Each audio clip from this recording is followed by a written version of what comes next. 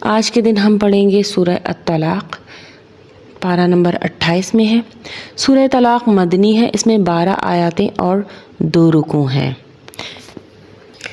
اس سورہ میں طلاق دینے کا طریقہ اور وقت بتایا گیا ہے۔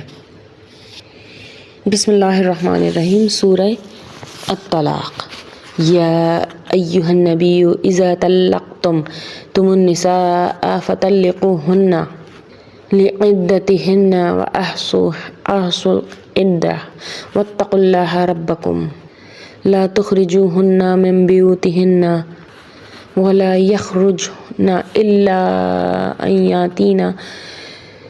أن يأتين بفاحشة مبينة وتلك حدود الله ومن يتعد حدود الله فقد ظلم نفسه لا تدري لعل الله يحدث بعد